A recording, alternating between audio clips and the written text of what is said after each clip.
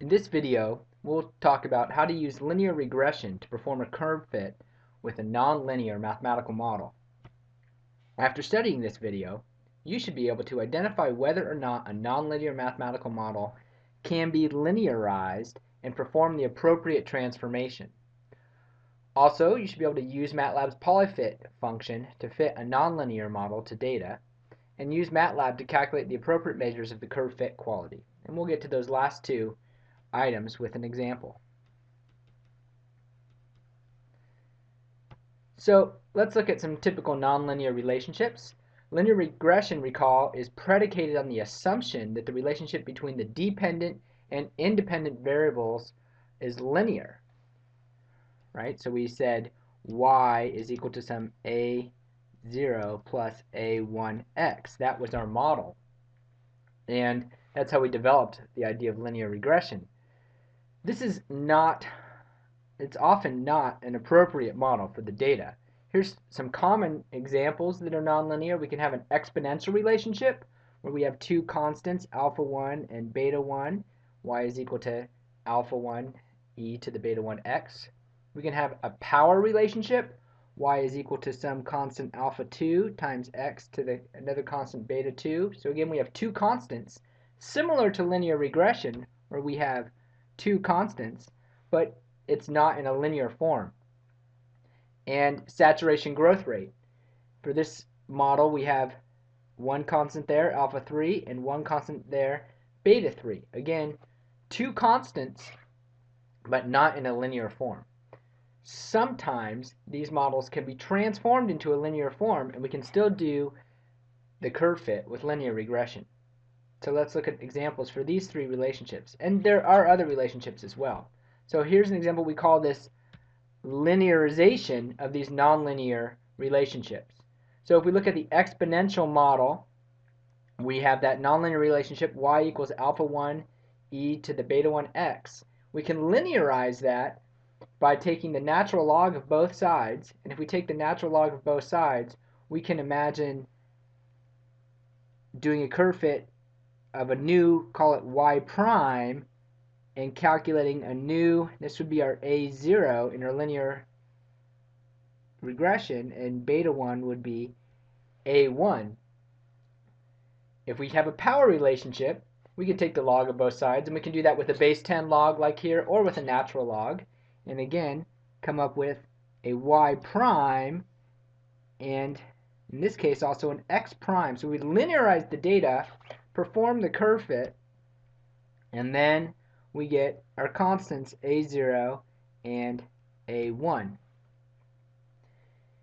And with the saturation growth rate equation, the way that we can linearize this is to basically invert both sides of the equation. So we get a y prime that's 1 over y, and then an x prime, linearized x data, that's 1 over x, and our constants would be a0 and a1. So the basic approach here is to linearize the data. We're going to linearize the data with the appropriate transformation. Then we're going to do a linear regression with the linearized data, and then use the transformation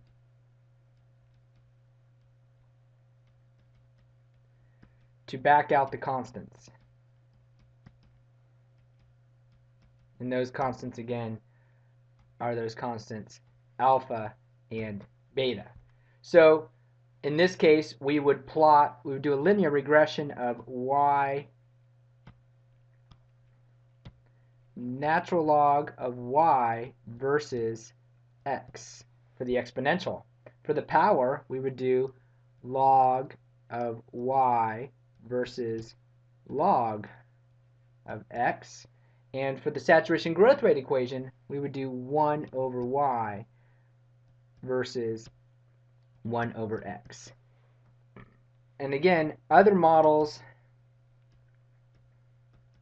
may be capable of linearization. There's no guarantee. The key is can we apply some creative algebra? Sometimes it's creative algebra to get to some form y equals a0 plus a1x, and what those y and x values are some transformation on the data. So let's look at this with an example. So here's an example model for growth of bacteria as a function of oxygen concentration, and we have some data for C and K, where C is the concentration of the bacteria and K is the growth rate. And so this equation looks kind of like that population growth model. And so our first step is to linearize. We're going to look at doing a linear transformation. And I'm going to start by just inverting both sides, since it kind of looks like that population growth rate equation. So we'll take 1 over k is equal to cs plus c squared over k max c squared. And remember, the two constants we're trying to solve for in this curve fit are going to be k max and cs. So that's basically our goal, is find k max and cs to minimize the sum of the squares of the residuals, or minimize the squared Euclidean norm of the residuals. So we're on our way there. If I then take and break up the right hand side, I get 1 over k is equal to cs over k max. So that's just times 1 over c squared plus 1 c squared over k max c squared. And now these two c squareds cancel. And so we have a linear relationship now of 1 over k versus cs over k max. Now just rearrange this so that we have our constant first. So we'll have 1 over k max plus cs over k max times 1 over c squared. So in this case, we would have a y prime linearized data of 1 over k. Our a0 is 1 over k max. Our a1 is cs over k max. And our linearized x data is 1 over c squared. And now let's look at a MATLAB M file that performs this curve fit.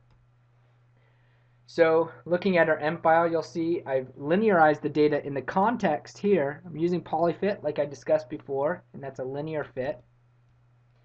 And we've linearized the data. There's the 1 over c squared, that's the x prime, and here's the 1 over k, that's the y prime. So I've linearized data inside the polyfit call, inside those polyfit inputs, and there's no reason to do otherwise, because the values of that linearized data aren't useful for anything else besides calculating those coefficients. And then the next two lines, 6 and 7, are basically just solving for k max using those equations from the previous page. So k max is 1 over a naught. Recall, the polynomial coefficients will output in decreasing orders of power. So a naught is the same as the second output from that polynomial polyfit function, sorry. And cs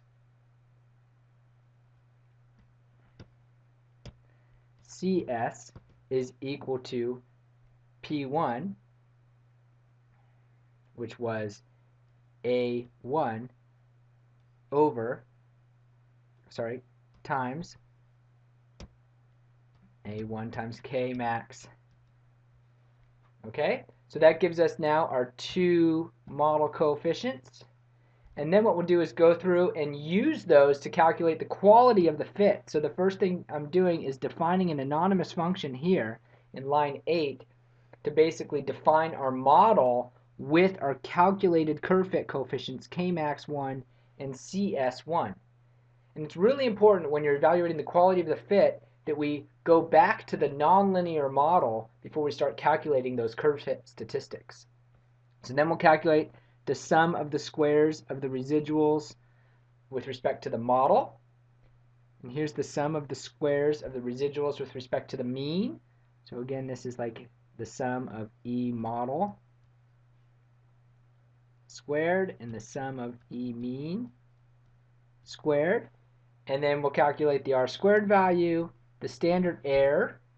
Note we have, this is a linear fit, so we have 2 degrees of freedom.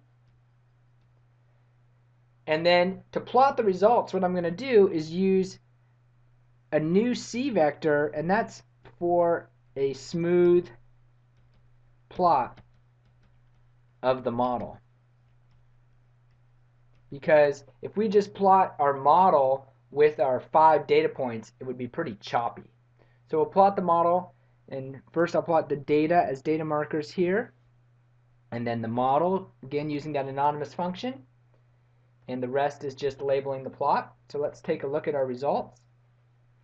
So we see Kmax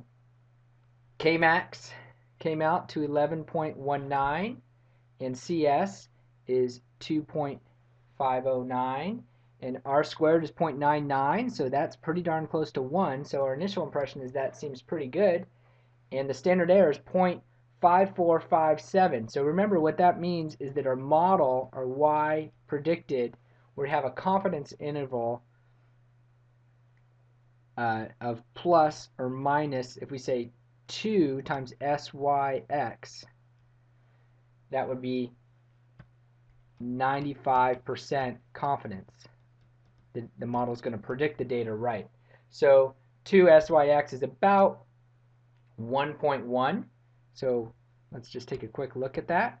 So YM plus or minus 1.1 should equal our YIs. And if we look here, we see pretty close, definitely good in these first areas.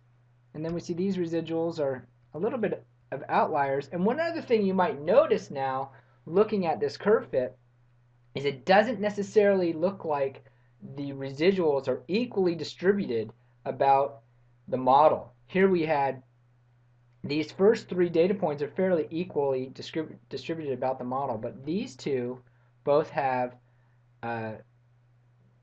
both of these data points fall below the curve. And this is one of those qualitative observations that you might make on this curve fit and say, well, yeah, my R squared looks good, my standard error seems okay, but I'm looking at the data and I'm saying, well, there's something's not quite right here. And we're going to look more into this with some other approaches, but the key that's happening here is recall that the fit was with the transformed data.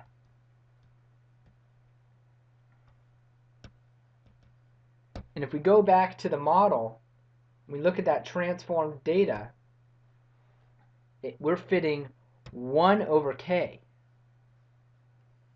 That was our transformed data, 1 over k.